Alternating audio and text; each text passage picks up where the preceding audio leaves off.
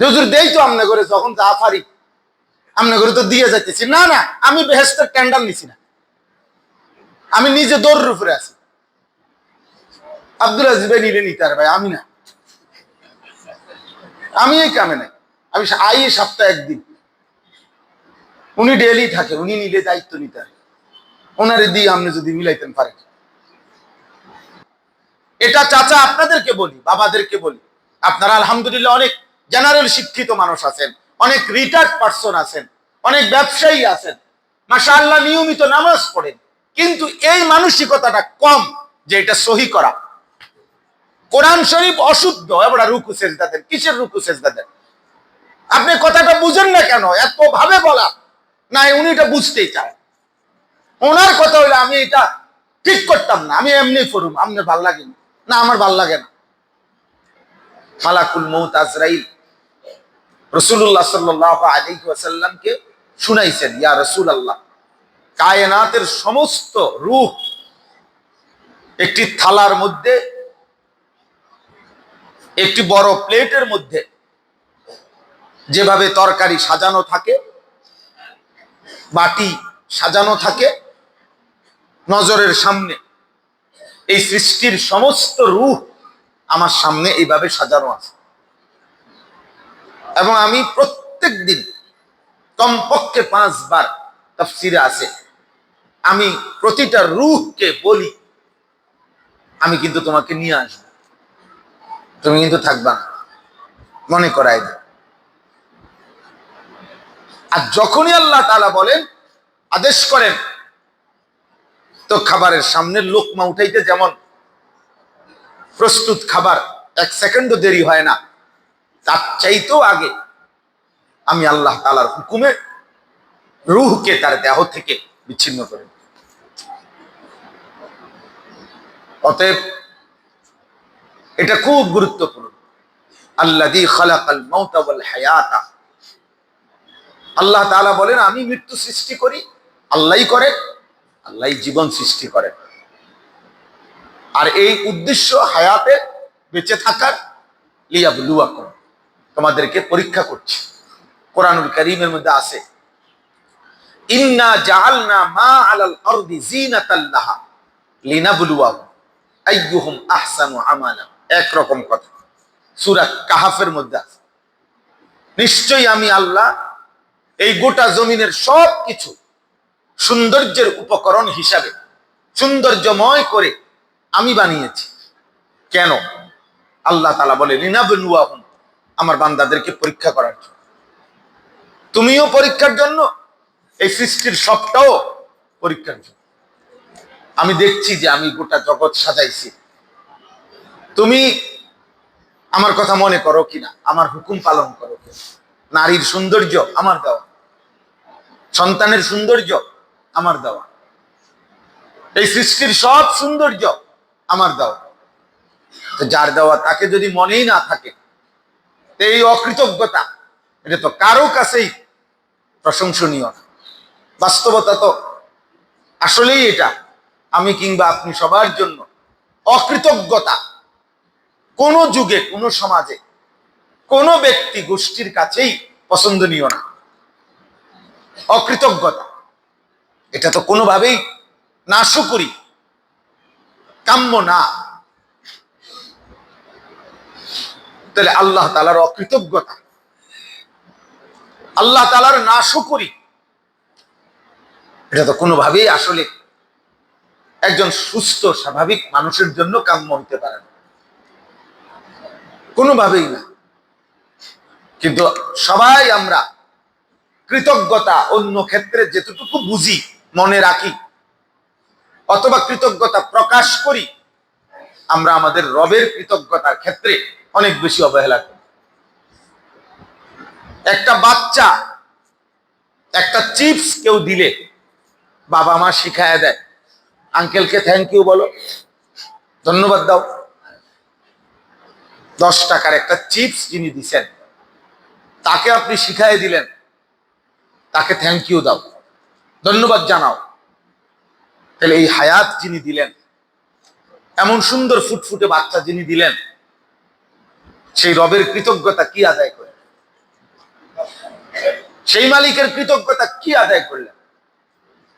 আল্লাহ তাআলা বলেন, আমি কিন্তু পরীক্ষা করছি। জীবনের এই সব আয়োজন চারিদিকে, এগুলো পরীক্ষার জন্য দিছি। তোমার অস্তিত্বটাও পরীক্ষার জন্যই দিছি। তোমার চোখ, নাক, কান, হাত, পাও, দেহ, অঙ্গ প্রত্যঙ্গ, এটাও পরীক্ষার জন্য, আর গোটা সৃষ্টিটাও পরীক্ষার জন্য। আল্লাহ তাআলা কোরআনুল কারীমে মনে করাই দিয়েছেন, কুল্লু নাফসিন যায়িকাতুল মাউত ওয়া নাবলুকুম বিশ-শাররি ওয়াল খাইরি ফিতনা ওয়া ইলাইনা তুরজাউন। আল্লাহ তাআলা বলে, প্রতিটা আত্মা, প্রতিটা নফস মৃত্যুর স্বাদ গ্রহণ করতে হবে। এই সৃষ্টির সবকিছুতেই প্রাণের অস্তিত্ব আছে, সব আমরা উপলব্ধি করি বা না করি। বিজ্ঞানের ভাষায়, আমি আরো একদিনও বলছি এখানে, বিজ্ঞানের ভাষায় এই জড় পদার্থ, জীব, প্রাণহীন বস্তুকে জড় পদার্থ বলে। এটা হলো বিজ্ঞানের সীমাবদ্ধতা, অর্থাৎ বিজ্ঞানের সীমাবদ্ধতা। ওনারা আবিষ্কার এদূর পৌঁছতে পারছে, এই জন্য ওনারা এতটুকু বলতে পারছে। কিন্তু মূলত যত কিছু জড় পদার্থ আমরা দেখি, বলি, যেটাকে বলি, যেমন এইটাকে আমরা একটা জড় পদার্থ বলি, এগুলা জড় পদার্থ বলি আমরা, যেগুলোর মধ্যে কি নাই, প্রাণের অস্তিত্ব নাই। কিন্তু কোরআনুল কারীমের বর্ণনা হলো, এই সৃষ্টির যেখানে যা একের সাই, যেটাই কিছু, ওটার মধ্যেই প্রাণের অস্তিত্ব আছে। এখন আপনি এটা একটা কিছু কিনা, আগে এটা বলেন, বুঝেন নাই? এটা কিচ্ছু না, কি এটা কিছু, তো এটা একটা কিছু না, যেটাই কিছু ওইটার মধ্যে অস্তিত্ব আছে। ওয়া ইন মিন শাইইন ইল্লা ইউসাব্বিহু বিহামদি। আল্লাহ তাআলা বলেন, এখানে নাহুর কায়দা, মানে আরবি গ্রামারের কায়দা অনুপাতে ইনে নাফিয়া অর্থ হলো এমন কিছুই নাই, কিছুই নেই, যাই আছে কিছু, সব আল্লাহ তাআলার তাসবিহ আদায় করে। আল্লাহ বলছে, তাহলে প্রাণের অস্তিত্ব যদি না থাকে তো তাসবিহ আদায় করে কেন? কিভাবে? ওয়ালাকিন লা তাফকাহুনা তাসবিহাহুম, তোমরা সব বুঝবা না। আল্লাহ বলছে, সব তোমারে বুঝাইয়া আমি আল্লাহ চলতে হবে, কা বিষয়টা কি? আমনে আল্লাহ আমারে বুঝাইয়া চলতে হবে, ঠেকা, নাউজুবিল্লাহ। এই জন্য এই সৃষ্টির সব কিছুতে, জীবনের, প্রাণের, হ্যাঁ, ক্ষুদ্র ক্ষুদ্র থেকে ক্ষুদ্র, সামান্য থেকে সামান্য, সূক্ষ্ম থেকে সূক্ষ্ম, দৃশ্যমান চোখে আমরা অনেক কিছু দেখি না, অনেক ক্ষুদ্র জিনিস, কিন্তু আমরা তো মেশিনের মাধ্যমে অসংখ্য ভাইরাস যেটা কিলবিল করতেছে দেখে, কিন্তু চোখে তো দেখেন। তো তাহলে বোঝা গেল, যদি চোখের পাওয়ার আরো বাড়ায় দিত তো সে তো আরো দেখত, সে তো আরো দেখত। কবরে আল্লাহ তাআলা ফাবাসারুকাল ইয়াউমা হাদীদ, কোরআন শরীফের স্পষ্ট আয়াত। আজকের দুনিয়ায় এখান থেকে চোখ ওই বিল্ডিং পর্যন্ত আমি দেখি, একটা সীমাবদ্ধতা আছে দেখার। যেমন এই যে আমরা উপরের দিকে তাকাইলে যে সাদা যেটা দেখি, এটা তো কোনো আকাশ না, এটা তো প্রথম আসমান না, এটা আমাদের দৃষ্টি সীমা, আমাদের চোখের সীমা। এটা এই সাদা যেটা উপরে মনে করি আমরা, এটা আকাশ, তো আকাশ, আকাশ তো আরো বহু উঠবে, দূর হইলে তো সাতই, প্রথম আসমান তো আরো বহু উঠবে, অনেক উপরে। এটা আমাদের চোখের সীমা। কোরআনুল কারীমের মধ্যে আল্লাহ তাআলা বলছেন, মৃত্যুর পরে কবরে আল্লাহ তাআলা তার চোখের পাওয়ার এতটা বাড়ায় দিবে যে এই কবর থেকে সে জান্নাত কিংবা জাহান্নামের শেষ প্রান্ত পর্যন্ত দেখতে পাবে। ফাবাসারুকাল ইয়াউমা হাদীদ, সেদিন চোখের দৃষ্টি শক্তি, পাওয়ার অনেক গুণ বাড়ায় দেওয়া। তখন সে কবর থেকেই দেখবে হয় জান্নাত না হয় জাহান্নাম। জান্নাতের দিকে তাকাইয়া জান্নাতি বান্দা বলবে, রব্বি আকিমিস সাআ হাত্তা আরজিআ ইলা আহলি। আল্লাহ জলদি ইসরাফিলকে ফু দিতে বলেন, আমি আমার জান্নাতে ঢুকে যাই। আমার এনে বসে রাখছেন কেন? ওটা আমার আমারটা আমার যাইতে দেন। সুবহানাল্লাহ। আর নাফরমান বলবে রব্বি লা তাকুমিস সাআ, আয় কারীম আপনি ইসরাফিলকে ফু দিতে নিষেধ করেন, কিয়ামত ঘটাইয়েন না, ইসরাফিলকে যেন ফু না দেয়, নয়তো আমি এই জাহান্নামে কেমনে থাকি, কেমনে সই। বিশুদ্ধ হাদিস, নবী সাল্লাল্লাহু আলাইহি সাল্লাম বলছেন। তো আমার বক্তব্য হলো এটা যে আল্লাহ তাআলা আমাদেরকে স্পষ্ট বলছেন যে সবকিছু মৃত্যুর স্বাদ, প্রতিটা প্রাণ, প্রতিটা আত্মা, এই সৃষ্টির সবকিছু মৃত্যুবরণ করতে হবে। একদিন এই সৃষ্টির অবস্থা হবে যে মাটির উপরে এক জাররা অস্তিত্বের কিছুই নেই, সব কিছুই মাটির অভ্যন্তরে পৌঁছে যাবে। ইসরাফিল ফু দিলে, আবার দ্বিতীয়বার ফু দিলে ওয়া আখরাজাতিল আরদু আসকালাহা, আল্লাহ তাআলা বলেন মাটির তলদেশের সবকিছু আবার হুবহু মাটির উপরে উঠে আসবে, মানুষও সম্পদ। তো আল্লাহ তাআলা বলেন ওয়ানাবলুকুম বিশ-শাররি ওয়াল খাইরি ফিতনা, তাহলে যেহেতু মৃত্যুর স্বাদ গ্রহণ করতেই হবে, তো আমি তোমাদেরকে হায়াত কেন দিলাম? তা এই একই কথা, আমি তোমাদেরকে ভালো মন্দ, সুখ দুঃখ, পছন্দ অপছন্দ উভয় রকমের জিনিস দিয়ে আমি তোমাদেরকে পরীক্ষা করছি। ওয়ানাবলুকুম, ওই লিয়াবলুয়াকুম, লিনাবলুয়াহুম একই শব্দ, কাছাকাছি শব্দ। পরীক্ষা করছি, কখনো সুখ কখনো দুঃখ, কখনো আনন্দ কখনো বেদনা, কখনো উচ্ছ্বাস কখনো বিষাদ, কখনো সচ্ছলতা কখনো অসচ্ছলতা, কখনো শক্তি কখনো দুর্বলতা। প্রতি মুহূর্তে তুমি চিন্তা করলে বান্দা, তোমার দেহের, তোমার শরীরের, তোমার অবস্থার পরিবর্তন দেখে তুমি আন্দাজ করতে পারো যে আসলে আমি শুধু আমার জীবনের নিয়ন্ত্রণকারী না। একটু আগে হাসতেছে, এখন ভালো লাগতেছে না। একটু আগে বললো মনটা খারাপ, এখন আবার হাসতেছে। তাহলে আসলেই তো বাস্তবতা হলো ভিন্ন কোন সত্তা, মালিক আমাদেরকে নিয়ন্ত্রণ করছে। ওয়া আন্নাহু হুয়া আযহাকা ওয়া আবকা, আল্লাহ বলেন তিনি হাসান, তিনি কাঁদান। হাসান কে? কাঁদান কে? আযহাকা, তিনি হাসান।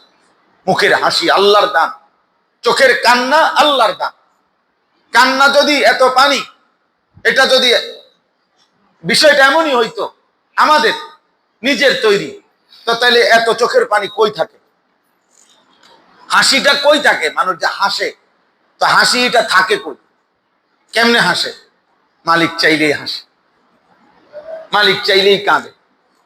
ওয়া আন্নাহু হুয়া আমাতা ওয়া আহইয়া, তিনি মৃত্যু দেন, তিনি জীবন দেন, তিনি জীবন দেন। সুবহান আল্লাহ তাআলা বলেন বান্দা আমি কিন্তু পরীক্ষা করব, পরীক্ষা করছি। এই শব্দ এটা বারবার কোরআনে আল্লাহ উল্লেখ করছে। ওয়ালা নাবলুওয়ান্নাকুম বিশাইইম মিনাল খাউফি ওয়াল জুউ ওয়া নাকসিম মিনাল আমওয়ালি ওয়াল আনফুসি ওয়াত তামারাত। আল্লাহ তাআলা বলেন অবশ্যই অবশ্যই আমি পরীক্ষা করব। কিছুটা ভয়, কিছুটা ক্ষুধা, কখনো কখনো সম্পদ কমিয়ে, কখনো কখনো জীবনের উপরে বিপদ মুসিবত দিয়ে, কখনো ফল ফসল উপার্জনের উপরে মুসিবত দিয়ে আমি কিন্তু পরীক্ষা করব। ওয়াবাশশিরিস সাবিরিন, আর প্রত্যেকটা মুসিবতে আমি আল্লাহর প্রতি ধৈর্যশীল বান্দাদের জন্য হে নবী আপনি জান্নাতের সুসংবাদ দিয়ে দেন। তাহলে পরীক্ষা করবে, আল্লাহ বলছে পরীক্ষা করবে। ওয়ালাকাদ ফাতান্নাল্লাযীনা মিন ক্বাবলিহিম, আল্লাহ তাআলা বলে প্রত্যেক যুগে যারা ঈমানের দাবি করেছে আমি তাদের পরীক্ষা নিয়েছিলাম। ফালা ইয়ালামান্নাল্লাহুল্লাযীনা সাদাকু ওয়ালা ইয়ালামান্নাল কাযিবিন, পরীক্ষা করে জেনেছি ঈমানের দাবিতে কে সত্যবাদী আর কে মিথ্যাবাদী। পরীক্ষা করছি আমি, পরীক্ষা করেই জেনে নিচ্ছি আমি আল্লাহ, এমনিতে না, এমনিতেই না, বেহিসাবি না।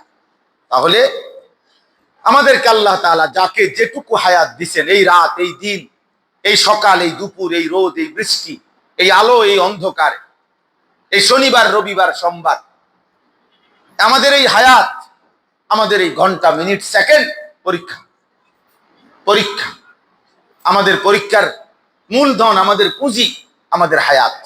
এজন্য আরবিতে বলে আজ-জামান হুয়া রাসুল মাল, সময় মানুষের রাসুল মাল, ক্যাপিটাল, পুঁজি। পুঁজি এটা। সময় ছাড়া না দুনিয়া হবে, সময় ছাড়া না আখিরাত হবে। আমি হায়াত না পাইলে উপার্জনই করব কি? দুনিয়ায় কি করুম, আখিরাত কি করুম? আমি তো বাঁচিয়েই নাই, হায়াতে তো পাইলাম না। তাহলে হায়াত, জীবন, সময়, এই সময়ের আবর্তন, এটা আমাদের মূলধন, আমাদের পুঁজি। যেন হায়াতের কদর করা, সময়ের কদর করা, নিজেকে পরীক্ষার জন্য প্রস্তুত রাখা, পরীক্ষা দিতে থাকা, এটাই মুমিনের জিম্মাদারি, বিবেকবানের জিম্মাদারি। এখন পরীক্ষা নিতে গিয়ে আল্লাহ তাআলা বলেন, পরীক্ষার মধ্যে আমি কি দেখব?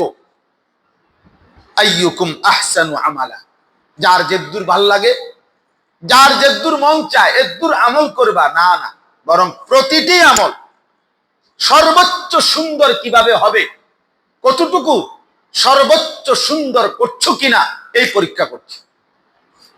শুধু আমল করলেই হবে না, আমল কি আহসান হইতে হবে। আহসান, এই শব্দটা মনে রাখতে হবে। কি শব্দ বলেন? আহসান। আমল আহসান হইতে হবে, সর্বাধিক সুন্দর হইতে হবে। আহসান, সর্বাধিক সুন্দর হইতে হবে।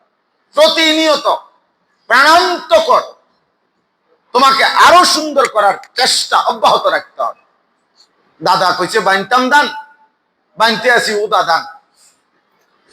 আমাদের দেশে কয়ের উদা দান মানে ভিজা ধান। যেই ধান ভিজা, এই ধান যদি ঢেকির মধ্যে দিয়া, আগের দিনে বলতো এক ধান ভিজা ধান শুকায় নাই, এখন এটা যদি ঢেকির মধ্যে দিয়া ঢেকি বাঁধে, তো দিনের পর দিনও ধান থেকে চাউল কি হবে না, আলাদা হবে, এটা থ্যাতলাইয়া যাবে ধান, মাগার কি আলাদা হবে না। এইটার আমগো দেশে গ্রামের ভাষায় বলে, দাদায় কইছে বানতাম দান, বানতে আসি ও দাদা। তো ও দাদান বানলে, তো বানলে ঢেকি দিয়া বানলে লাভ হবে না, চাউল আসবে না আলাদা, চাউল আলাদা হবে না, শুকাইতে হবে। তাইলে আপনি শুধুমাত্র আমল করছেন, হুজুর আল্লাহ যেদুল কুলাইছে করি, তো আমরাও কথা মতো নামাজ রোজা তো করি, না না এমনি হইতো না। একে তো প্রতিনিয়ত আপনাকে আরো সুন্দর, আরো সুন্দর, আরো সুন্দর, আরো সুন্দর করার চেষ্টা করতে হবে, আরো সুন্দর। সাহাবী নামাজ পড়তেন, রাসূলুল্লাহ সাল্লাল্লাহু আলাইহি সাল্লামের সাহাবী, 3 বার নবীজি ওনারে বলছেন আবার দাঁড়াও, কুম ফাসাল্লি, আবার পড়ো, হইছে না, আবার আবার পড়ছেন, আবার পড়ছেন, 3 বার পর্যন্ত নবীজি সাল্লাল্লাহু আলাইহি সাল্লামের উপস্থিতিতে নামাজ আদায় করছেন। নবীজি 3 বারই বলছেন আবার পড়ো। এবার সাহাবী বলছেন, ইয়া রাসূলুল্লাহ, আমি আর পারছি না, এর চাইতে সুন্দর আমার এই মুহূর্তে আমার পক্ষে সম্ভব হচ্ছে না, আপনি শিখায় দেন। আল্লাহর নবী সাল্লাল্লাহু আলাইহি সাল্লাম ধরে ধরে 2 রাকাত নামাজ, রুকু, সিজদা সবটা নবী নিজে শিখায় দিয়েছেন। হযরত আব্দুল্লাহ ইবনে মাসউদ বলেন, নবীজি আমাকে এরকম হাতের মধ্যে হাত ধরে দোয়ায়ে কুনুত, একটা একটা শব্দ, আল্লাহুম্মা ইন্না নাস্তাঈনুকা ওয়া নাস্তাগফিরুকা ওয়া নু'মিনু বিকা ওয়া নাতাওয়াক্কালু আলাইকা, এমনে এমনে শব্দে শব্দে আল্লাহর নবী সাল্লাল্লাহু আলাইহি সাল্লাম আমাকে শিখাইছেন। একটা একটা শব্দ করে, একটা একটা শব্দ। আমি তো সব সময় বলি বাজান, এটা চাচা আপনাদেরকে বলি, বাবাদেরকে বলি, আপনারা আলহামদুলিল্লাহ অনেক জেনারেল শিক্ষিত মানুষ আছেন, অনেক রিটায়ার্ড পারসন আছেন, অনেক ব্যবসায়ী আছেন, মাশাআল্লাহ নিয়মিত নামাজ পড়েন, কিন্তু এই মানসিকতাটা কম যে এটা সহি করা। কোরআন শরীফ অশুদ্ধ, এবার রুকু সেজদা দেন, কিসের রুকু সেজদা দেন? আপনি কথাটা বুঝেন না কেন? এত ভাবে বলা না, উনি এটা বুঝতেই চায়। ওনার কথা হইলে আমি এটা ঠিক করতাম না, আমি এমনি পড়ুম, আপনার ভাল লাগে না, আমার ভাল লাগে না, আপনার তো কাম হইতো না, তো লাভ হবে না মিয়া, আপনার তাব্বাতিয়াটা ভুল, আপনার আত্তাহিয়াতু ভুল, এটা আত্তাহিয়াতু শব্দ, আমরা আত্তাহিয়াতু কোন কেন? এটা হবে না তো আপনার, এটা অশুদ্ধ পড়া আদায় হয় না, না এটা বুঝে না। কোরআন শরীফ শিখেন, আধা ঘন্টা শিখেন, 10টা মিনিট শিখেন, না না উনি আস্তে গান নোয়া যাবে, যত বলবেন না শিখতাম না, শিখবো না। আরে ভাইয়া না শিখলে হবে কেমনে বলেন? দিন শিখেন, যেমনে পারেন কেমনে আমনে ব্যবস্থা করবেন। পৃথিবীর সবচেয়ে ব্যস্ততম মানুষ তো পারিবারিক, সাংসারিক, ব্যক্তিগত বহু প্রয়োজনের জন্য সময় কি বের করে না? তো আমি এর জন্য বের করবেন। আপনার আখিরাতের জন্য বলতেছি, আপনার কবরের জন্য বলতেছি। আপনি এটা বুঝেন না কেন? না এটা বুঝতে চায় না অনেক মানুষ, এটা পাত্তাই দেয় না। এই কেবল এমনি ভাব লয়, নামাজ পড়ি। আরে শুধু ভাব নিলে হবে না, মিয়া সহি শুদ্ধ হইতে হবে। আমার সাফ কথাই, ও আপনি টাকা 10,000 দিয়া বেহেস্তের বুঝ করেন না, এত খামখেয়ালি মনে করেন না। আসলে হুজুর দেই তো আমনে করে, যখন যা পারি আমনে করে তো দিয়ে যাইতেছি। না না, আমি বেহেস্তের টেন্ডার নিছি না, আমি নিজে দৌড়ের উপরে আছি। আব্দুল আজিজ ভাই নিলে নিতে আর ভাই, আমি না, আমি এই কামে নাই। আমি আই সপ্তাহে একদিন, উনি ডেলি থাকে, উনি নিলে দায়িত্ব নিতে হয়, ওনারে দিয়ে আপনি যদি মিলাইতেন পারেন তাইলে বলেন আহসান ওয়া আমালা, আমল সুন্দর করতে হবে। আমল শুধু আদায় করলে হবে না, এটা সুন্দর হইতে হবে। আল্লাহ তাআলা আমাদের সকলকে আমাদের জীবনের উদ্দেশ্য, আমাদের আমল অধিকতর সুন্দর করবার চেষ্টা করা, আল্লাহ যেন তৌফিক দান করে, আমিন।